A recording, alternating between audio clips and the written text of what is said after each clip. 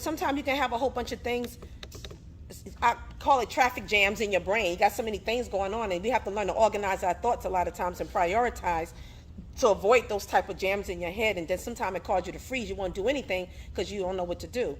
But when you organize your thoughts and your plans and your tasks, you can utilize these digital or whatever kind of organizational tool you have, that it creates less stress in your life, right? When you know what stuff is, that's another organizational skills.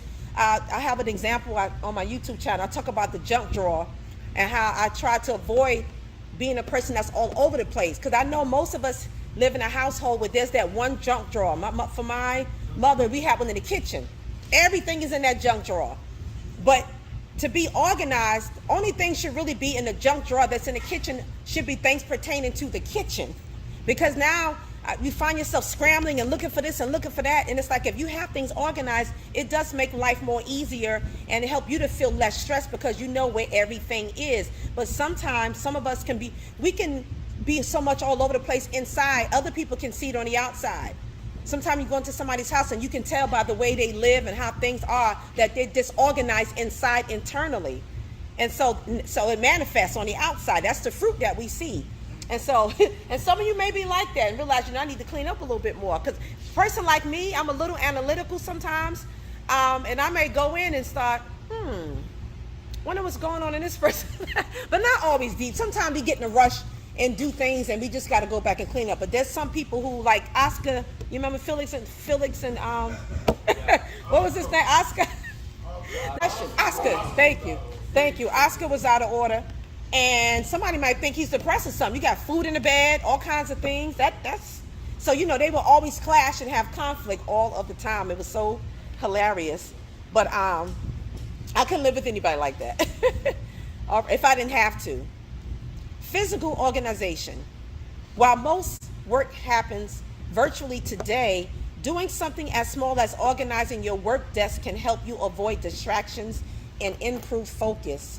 Filing, office management, record keeping, and some examples of physical organization skills.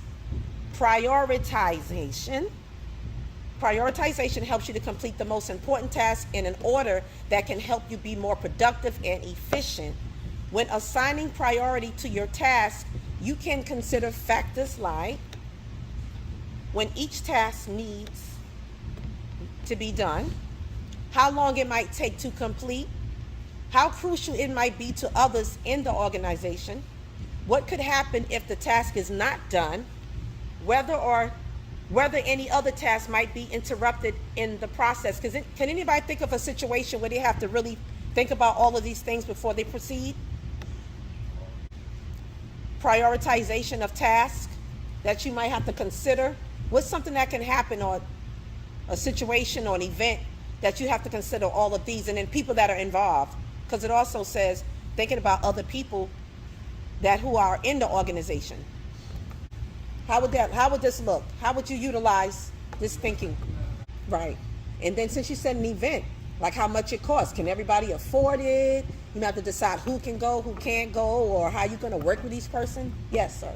Goal setting allows you to clearly understand your goal, your end goal, and what exactly you need to do to accomplish it.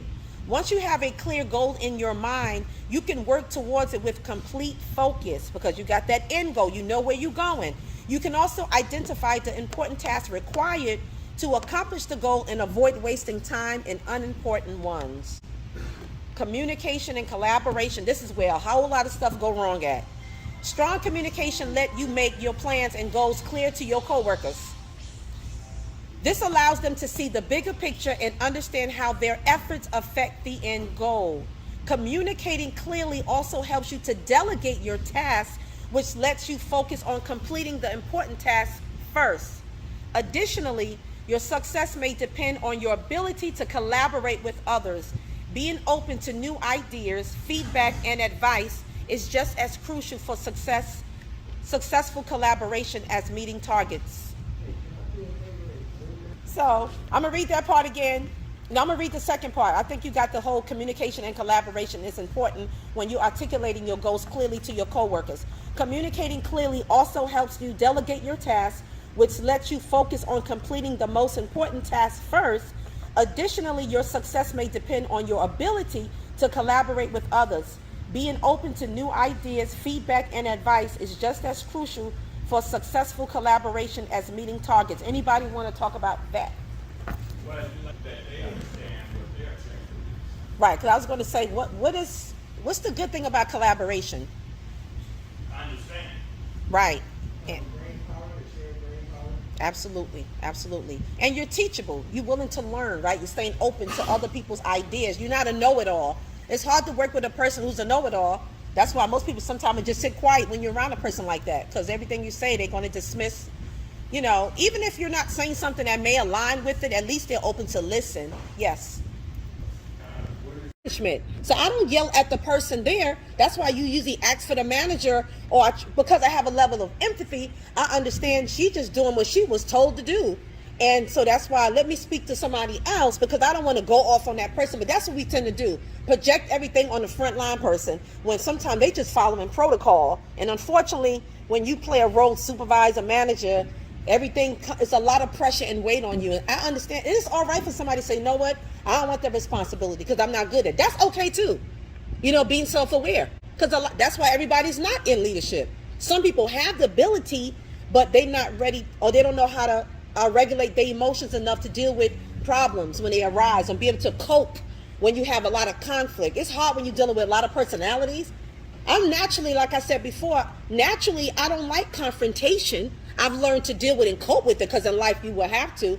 But initially, when I was young, I used to let me avoid, you know what I'm saying? But I had to fight that, of course, because I understood there was leader in me, and I had to learn how to be assertive, as you say, and not aggressive, and learning how to find a balance. You're not far removed. That's why I love Jesus' leadership style when he sat among his disciples and washed their feet.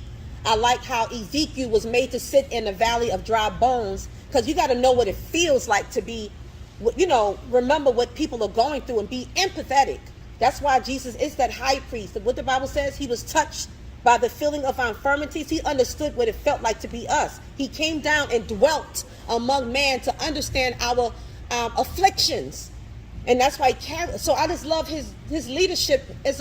How we always say he's a perfect example of leadership. But just other examples of people who've done that, because they was able to identify and relate to people. That's what a servant leader is. And then that servant leader can actually raise up more leaders because of their empathy and their nurturing and ability to help and understand what's going on with people around in their camp. You know, they're not just throwing their weight around.